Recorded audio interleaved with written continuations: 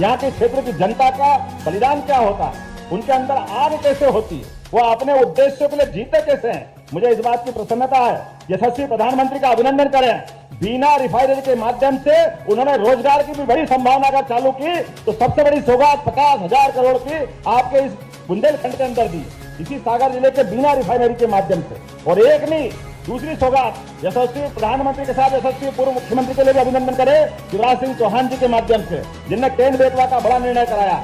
मुझे इस बात की प्रसन्नता है, केन बेतवा के माध्यम से बुंदेलखंड की धरती भी पंजाब को पीछे छोड़ेगी, लहलहा के फसल के माध्यम से अपना मार्ग खुद बनाएगी, जिसके माध्यम से बड़े पैमाने पर रोजगार की जो कमी होती थी, स्वरोजगार की अपनी खुद की खेती हरी भरी करके अपना रास्ता खुद बनाएंगे।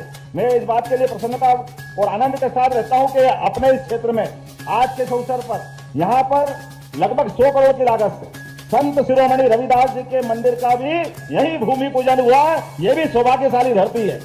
रविदास जी वो व्यक्ति है जिन्हें जीवन के कितने प्रकार के पाठ पढ़ाए, जीवन में वो भी उस दौर में जब रविदास जी को जीवन और उनकी अपनी जीवन पद्धति और उनका व्यवसाय, कई प्रश्न उठाते थे लोग उस समय, लेकिन अपने परमात्मा में विश्वास करके सनातन संस्कृति को धन्य करने के लिए कोई संत आगे बढ़े तो वाकई रविदास जी को नमन करने की जरूरत है।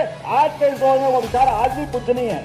रविदास जी का विचार ये छोटा मोटा नहीं है, हरि का भजे सो हरि का हो, जात पात पूछे न कोई, कितना उदात्त विचार, छोटा मोटा विचार है क्या। हमारे समाज को फूट डालने के आधार पर अंग्रेजों से लेकर कई लोगों ने ऐसे ही षड्यंत्रों के बलबूते पर समाज को लड़ाते लड़ाते पता नहीं कितने कष्ट दिए। ऐसे कठिन काल में भी रविदास जी ने वो उदात्त भावना अपने पास रखी और ऐसे कई शिष्यों की मान्यता खड़ी करी, जिसके भरोसे उन्होंने परमात्मा में विश्वास करने के लिए अपने उद्देश्य के लिए आगे बढ़े। गंगा के किनारे बैठ करके बनारस के घाट पर इतना पवित्र विचार लेकर कोई चल सकता है, वो एक ही नाम होगा, वो रविदास जी का नाम से बढ़कर कोई नाम नहीं होगा, जिनके पास चित्तौड़ की महारानी भी प्रणाम करके अपने आप को धन्य मानती है। ये रविदास जी का जीवन हो सकता है। हम सब के लिए सौभाग्य की बात है। आज के अवसर पर यहीं पर एक और जानकारी देना चाहूंगा, यहाँ पर लवकुश भगवान का मंदिर भी 10 करोड़ की लागत से बनने वाला है। ये भी हमारे लिए सौभाग्य की बात है। ऐसे कई कई कारणों से सरकार तो बनती है, सरकार बनना भी चाहिए, लेकिन सरकार और सरकार में फर्क कैसा होता है, ये हमारी भारतीय जनता पार्टी की सरकार और अन्य सरकारों की तुलना करके देखा जा सकता है। माननीय यशस्वी प्रधानमंत्री के नेतृत्व में डबल इंजन की सरकार के बलबूते पे होने वाले काम और काम के जो धमक बनती है, वो धमक को बताने की जरूरत नहीं है। एक ऑर्डर करा, 25,000 माइक जमा हो गए, आपको ध्यान में आएगा। दूसरी बार हिम्मत नहीं पड़ी, दूसरी बार बोलने की जरूरत भी नहीं पड़ी। ये जो अपनी अंदर की व्यवस्था है, आज जैन समाज से लगाकर कई लोग इसका अभिनंदन कर रहे थे, तो वाकई वो मेरा अभिनंदन नहीं है, वो भारतीय जनता पार्टी के निर्णय का अभिनंदन है। हमारे यहाँ सभी के कानून है, ध्वनि प्रदूषण कानून भी है, उसका पालन करना हम सबकी जवाबदारी। हम इस देश के अंदर सभी धर्मों को लेकर चलना जानते हैं, सभी धर्मों का सम्मान करते हैं, लेकिन मेरे कारण से आप परेशान हो, इस बात को कोई सरकार। तो दोस्तों, जैसे कि आपने सुना, डॉक्टर मोहन यादव जी के द्वारा बताया गया हर एक योजना एक्टिव कर दी जाएगी और कल परसों में जो कार्यक्रम होने जा रहा है अयोध्या में, एक बार फिर से प्राण प्रतिष्ठा का जय श्री राम के जो नारे से अयोध्या गूंज रही है। ऐसे में जितने भी विदेशी और जितने भी अपने यहाँ पर इंडिया में बड़े लोगों का जो निमंत्रण दिया गया था, वो सारे के सारे लोग अयोध्या पहुँच रहे हैं।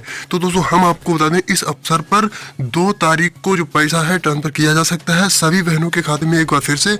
और मुख्यमंत्री किसान सम्मान निधि योजना का जो पैसा है डॉक्टर मोहन यादव जी के द्वारा बहुत ही जल्द मुख्यमंत्री सीएम किसान कल्याण योजना वाली जो किस्त है, सारा का सारा पैसा सभी किसान भाइयों के खाते में ट्रांसफर कर दिया जाएगा। ये बहुत बड़ी जानकारी, बड़ी अपडेट निकल कर आ रही है मध्य प्रदेश वासियों के लिए। अगर आप भी मध्य प्रदेश के रहने वाले हैं तो कहीं ना कहीं हद तक आपके लिए बड़ी खुशखबरी, बड़ी अपडेट, बड़ी जानकारी निकल कर आ रही है। तो चलिए आगे सुन लेते हैं क्या कह रहे हैं डॉक्टर मोहन यादव जी। परेशान होने के लिए या सरकार उसको रोकना चाहती है। मैं आज के अवसर पर एक तो आपने जो मांग रखी है, शैलन भाई, हमारे गोविंद भैया, बीडी जी, सबने कहा है कि यहाँ पर स्टेट यूनिवर्सिटी की जरूरत है, तो हमने कहा इसी साल जून से यहाँ विश्वविद्यालय की स्थापना करने की घोषणा करते हैं। अगर हमारे अपने यहाँ इस जगह पर सरदार, हमको मालूम है सर हरि सिंह गौर अपने पैसे से विश्वविद्यालय खोल सकते हैं, तो इतनी सरकार इतनी दरिद्र थोड़ी है कि आप की मांग नहीं मानेगी, निश्चित रूप से मानेगी, तो नहीं मानना चाहिए। और इसकी व्यवस्था भी हमारे अपने लिए अभी कोई भवन तैयार होगा, उसी भवन में इसी सत्र से विश्वविद्यालय प्रारंभ कर दिया जाएगा। इसके साथ साथ उद्योग के लिए भी बहुत जल्दी बुंदेलखंड पैकेज लेकर के इसी संभाग के अंदर उद्योग की बड़ी बैठक करके बड़े पैमाने पर उद्योगों की भी मालिका तैयार करेगा, जिसके माध्यम से उद्योगों के आधार पर लोगों को रोजगार मिलेगा। इस व्यवस्था के आधार पर भी हमने निर्णय किया है कि बुंदेलखंड की धरती पे इस बात की भी आवश्यकता है। मुझे एक और बात आपने कही कि बुंदेलखंड में वो जो हमारी सड़कें खुद गई और आपने कहा कि वो टाटा कंपनी का कोई पैकेज है। हमने कहा कोई कंपनी ने एग्रीमेंट किया है तो हम तो उससे जब तक पाई वसूल नहीं कर ले, ये सरकार चुप नहीं बैठेगी। 25 करोड़ रुपए उससे वसूल करके निश्चित रूप से आपके इस सागर के लिए जो सड़कों के लिए खुद ही उसको देने का एस्टीमेट बनाया। मेरे पास नगर परिषद का ये आ गया एस्टीमेट का पत्र। निश्चित रूप से बहुत जल्दी आपकी राशि आपको देंगे और उससे हम निश्चित रूप से राशि लेंगे। आज के अवसर पर वैसे तो बहुत सारी बातें थी, लेकिन समय कम पड़ गया। सबसे पहले तो मैं दोनों हाथ जोड़कर आपसे माफी चाहता हूं कि आने का समय जल्दी था लेकिन देरी से आया। लेकिन आने के बाद हमने अपने एक नियम बनाया कि आने के क्रम में हमारे अपने प्रशासनिक लेवल पर जो हमारे लॉ एंड ऑर्डर की मीटिंग हो, प्रशासन के जरिए निर्माण कार्यों की बातें हो, उसकी भी मीटिंग होना चाहिए। इसलिए संभाग की वो बैठक भी हमको करना है। इसलिए मैं उम्मीद कर रहा हूँ आप सबके माध्यम से आप मेरी अपनी बात को यही समाप्त करूंगा, लेकिन आपसे एक संकल्प करवा रहा हूँ। अपने हाथ खड़े करो और आप खुद खड़े हो जाओ और हम सब संकल्प करें प्रभु के लिए, राम जी के उस घर में प्रवेश के लिए नरेंद्र मोदी जी जब अयोध्या में बैठ करके परमात्मा के लिए वो को बना रहा है, तो हम अपने अपने हाथ बैठ करके दिवाली मनाएंगे, आनंद में समेत होंगे। वो तैयार है तो अपनी मुट्ठी बांधो और एक बार जय श्री राम, जय श्री राम। दोस्तों जैसे कि आपने फिर से सुना, डॉक्टर मोहन यादव जी जो मध्य प्रदेश के सीएम हैं, मुख्यमंत्री हैं, मोहन यादव जी के द्वारा बताया गया बहुत ही जल्द प्रधानमंत्री फसल बीमा योजना के लाभार्थियों को भी पैसा दिया जाएगा। और कई योजनाएं के तहत इस समय कई योजनाओं का जो पर्व है वो मनाया जा रहा है। मतलब योजना के तहत सभी योजनाएं एक्टिव कर दी गई हैं और हर एक योजना को चालू कर दिया गया है। हर लाभार्थी के खाते में जो पैसा है वो ट्रांसफर किया जाएगा। इस समय श्री राम जी की जो भगवान श्री राम जी की जो प्राण प्रतिष्ठा हो रही है 22 जनवरी को दोस्तों बहुत बड़े पर्व के तौर पर मध्य प्रदेश की जनता को मनाना चाहिए। उनका सीधा निर्देश है डॉक्टर मोहन यादव जी का। उनका कहना है कि हर एक योजना के तहत हर जनता को लाभ दिया जाएगा, जैसे कि प्रधानमंत्री फसल बीमा, मुख्यमंत्री लाडली बहना योजना के तहत 8वीं किस्त के रूप में 1250 रुपये ट्रांसफर हो चुके हैं। आने वाले समय में और भी जो पैसा है वो जनता के खाते में ट्रांसफर कर दिया जाएगा।